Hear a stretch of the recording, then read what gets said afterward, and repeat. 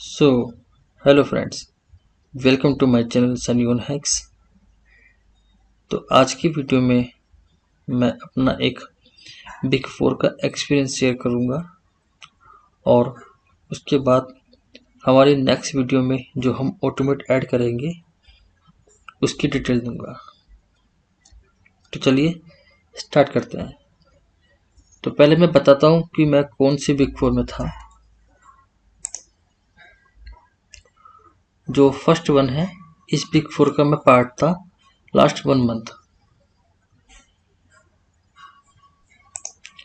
तो मैं जो फर्स्ट वन में थी उसका पार्ट था और लास्ट 1 मंथ, और मैंने 1 महीने में इस कंपनी को लीव कर दिया, रिजाइन दे दिया।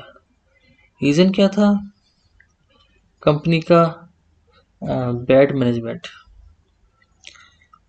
कंपनी में ऑनबोर्डिंग बहुत अच्छे से हुई, इंडक्शन भी बहुत अच्छे से हुआ, सब कुछ परफेक्ट था।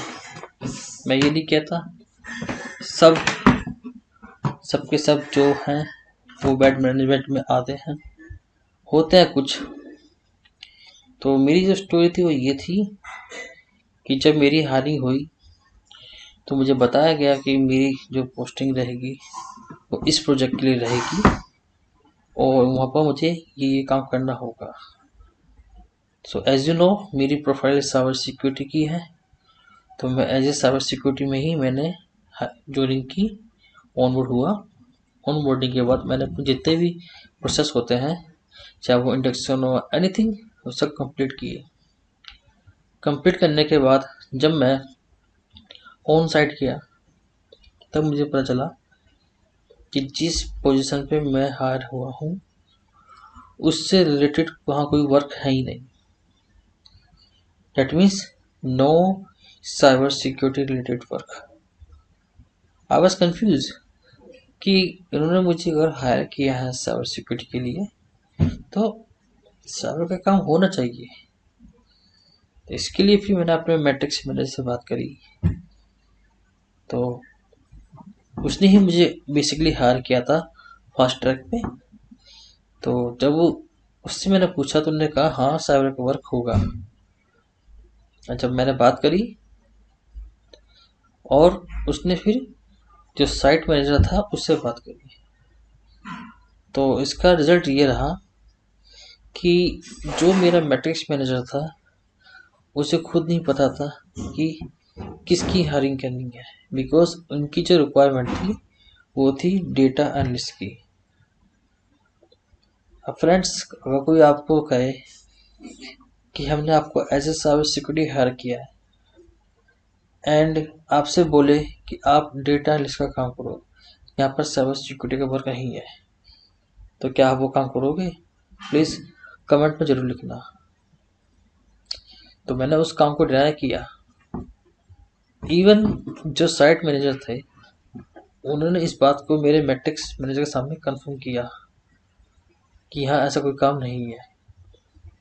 अब प्रॉब्लम ये थी कि इसमें जो फॉल्ट थी वो मेरे मैट्रिक्स मैनेजर की थी, उसको प्रोजेक्ट की डिटेल नहीं थी। आई डोंट नो, वो प्रोजेक्ट मैनेजर है, नॉट ओनली दिस वन, और जितने भी सेम प्रोजेक्ट चल रहे थे उन सब का उसको नहीं पता यहाँ सर्वर का वर्क है नहीं।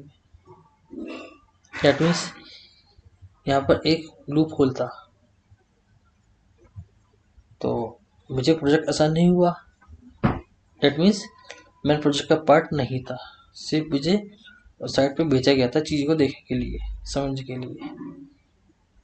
तो ये मैं कैसे बोल सकता हूँ? बिकॉज उस कंपनी में ऑनबोर्ड होने के बाद जो भी एम्प्लॉय होता है उसको प्रोजेक्ट कोड दिया जाता है, उसी की बेसिस पे ही अटेंडेंस होती है। बट मेरे को कोई भी प्रोजेक्ट कोड नहीं मिला था। दैट मीन्स मेरे को कोई प्रोजेक्ट आसान नहीं हुआ था। मैं एज ए बेंच कह सकते हो वर्क कर रहा था। फिर मेरे पे प्रेशर डाला गया कि ये बीयू एक्टिविटी है, आपको करनी होगी। मैंने सिंपल सा कहा कि प्रोजेक्ट में मैंने काम किया है, मुझे नॉलेज है। बीयू एक्टिविटी 20%, 30%, 40, हाफ भी हो सकती है, कहीं कहीं पर 60% भी होती है, बट यहाँ पर 90% से ऊपर है। ऐसे कैसे होगा? अगर मैं ऐसे काम करूँगा यहाँ पर तो मेरी जितनी भी नॉलेज है साइबर सिक्योरिटी से रिलेटेड वो सब स्पॉइल हो जाएगी। तो बस उन्होंने बहुत प्रेशराइज किया मेरे को, तो बस इसमें सक्सेस नहीं हुए।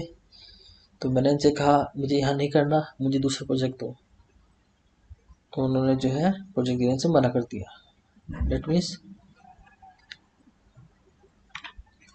डेट मीन्स वो जो लूप होल था वो सामने आ गया था। अगर वो मुझे किसी दूसरे प्रोजेक्ट में डालते तो वो पूछते, तो इसमें जो है प्रोजेक्ट मैनेजर जो है एक तरह से अंडर आ रहा था। तो इन लोगों ने मेरे ऊपर प्रेशर डाला इसी प्रोजेक्ट को लेने के लिए, इसी ज्वाइन करो, हमारे पास और प्रोजेक्ट नहीं है। मैंने कहा कि मुझे मेरी फील्ड का प्रोजेक्ट दो। तो उन्होंने कहा आपको यही करना पड़ेगा, हम और कोई प्रोजेक्ट नहीं है। एंड फाइनली इन्होंने मेरी कॉल सेटअप करी एचआर के साथ, और एचआर ने मुझे पेपर सबमिट करने को बोल दिया। And within a week उन्होंने मुझे रिलीज भी कर दिया। वाई? बिकॉज ये जानते थे, दे नो अगर मैं ऊपर बात करूँगा तो इसमें इनका ही आप कह सकते हैं फॉल्ट निकलेगा। आप मैं जानता हूँ कुछ लोग सोच रहे होंगे आपने ऊपर हायर मैनेजमेंट पर बात क्यों नहीं करी। वो इसलिए नहीं हो पाई, मैंने अपने मैट्रिक्स मैनेजर से ऊपर जो मेरा रियल मैनेजर है उनसे भी बात करने की कोशिश करी। पता चला मेरे बारे में ऑलरेडी वहाँ पर बातें बोल दी गई थी। मीन्स मेरे को ही वहाँ पर एज ए वल्नरेबल दिखाया गया कि इसी की फॉल्ट है, यही कर रहा है। तो मैं डिस्कशन किया अपने फ्रेंड्स के साथ, तो रियलाइज़ हुआ कि अभी ज़रा टाइम नहीं हुआ है, यहाँ से जाना ही ठीक रहेगा। क्योंकि यहाँ पर अगर मैं रहूँगा तो यहाँ पर जो मेरा मैट्रिक्स मैनेजर है वो मुझे परेशान कर सकता है, या फिर अगर मैं बीवी एक्टिविटी को एक्सेप्ट कर लेता हूँ और चला जाता हूँ प्रोजेक्ट पे, तो जिस साइट मैनेजर के साथ मेरी बहस हुई थी वो मेरे को कैसे पॉलिटिक्स चलती है बिग फोर में, वहाँ पर वो यूज करते हैं। तो मेरे लिए बेटर यही था कि चुपचाप से निकल जाना चाहिए। तो मैंने यही ठीक समझा और विद इन अ मंथ मैं वहाँ से रिलीज़ हो गया। रिलीज़ होना पड़ा, और उस टाइम पे मेरे पास कोई ऑफर नहीं था। इसी मंथ की बात है और अब भी मैं जॉब सर्च कर रहा हूँ, बट इट्स ओके। तो ये तो मेरी एक इंसिडेंट था। अब इसी बेसिस पे मैं आपको थोड़ा सा डिटेल देना चाहूँगा कि जब भी किसी कंपनी से आपको कॉल आए तो आप प्रॉपर डिटेल ने आपके प्रोजेक्ट की कि क्या प्रोजेक्ट है, क्या वर्किंग है, क्या करना होगा। इवन जब आपका इंटरव्यू होता है, इंटरव्यू पूरा होने के बाद जब वो पूछते हैं आपसे do you have any question, उनसे पूछे कि आप क्या कर रहे हो, हमें क्या करना है, और किस टाइप का वर्क होगा, मेरी फील्ड ये है क्या, मेरी फील्ड से रिलेटेड वर्क होगा या नहीं होगा।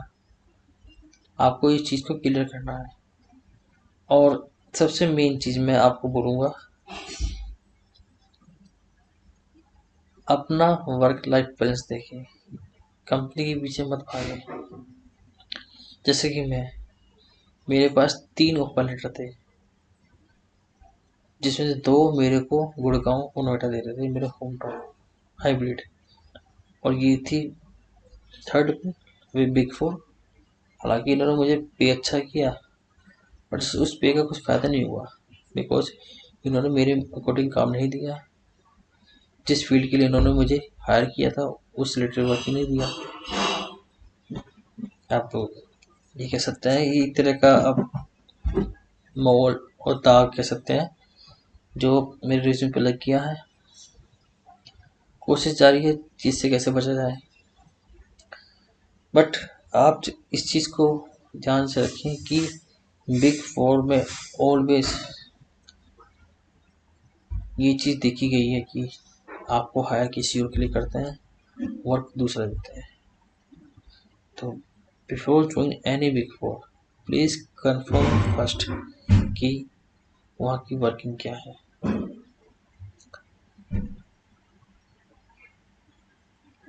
आई नो आप कह रहे होंगे कि आपने क्यों नहीं किया, बट सेम जैसे कि मैंने कहा, big four is nothing, it just big four only. आपको अपना वर्क लाइफ बैलेंस देखना है। मैंने नाम से लेके और कंपनी को इग्नोर किया, ऐसे ज्वाइन किया, but it's okay, no worry. तो ये था मेरा छोटा सा इंसिडेंट बिग फोर के साथ। तो चलिए अब आगे बढ़ते हैं। तो मेरी जो पहली वीडियो थी AI automation bug bounty tool पे, उसमें ड्यू टू कॉपीराइट मेरी जितनी वॉइस थी वो कट हो गई, एंड आई थिंक आपको वहाँ पर जो है वॉइस भी नहीं आ रही है, बट नो वरी। जो लास्ट की वीडियो थी हम उसको इग्नोर करते हैं, एंड जो स्क्रिप्ट मैंने रेडी की थी उसका लिंक मैं डिस्क्रिप्शन में दे दूंगा आपको। उस लिंक को यूज़ करके आप अपना GUI ऑटोमेट टूल रेडी कर सकते हैं। तो मेरी जो नेक्स्ट वीडियो आएगी, उस नेक्स्ट वीडियो में अब हम क्या करेंगे, कुछ एक्स्ट्रा ऐड करेंगे। एक्स्ट्रा मीन्स हमने सब डोमेन फाइंड कर लिए। सब डोमेन फाइंड करने के बाद जितने भी लाइव डोमेन है हमने वो फिल्टर कर लिए, एंड लाइव डोमेन फिल्टर करने के बाद हमारे पास एक ऑप्शन आता है, वो है पोर्ट स्कैनिंग, जिसके लिए हम नाबू यूज़ कर रहे हैं। हमने वो भी कर लिया। वो करने के बाद हम जो है अपने टारगेट की फजिंग कर रहे हैं यूजिंग अर्जुन। तो हम इन टूल को यूज़ करके हमने एक टूल बनाया रिकॉन का। तो वो रिकॉन हो चुका है। अब हमारा नेक्स्ट स्टेप क्या रहेगा, रिकॉन के बाद हम ऐड करेंगे कुछ एक्सप्लॉइट। जैसे कि हम बात करें अगर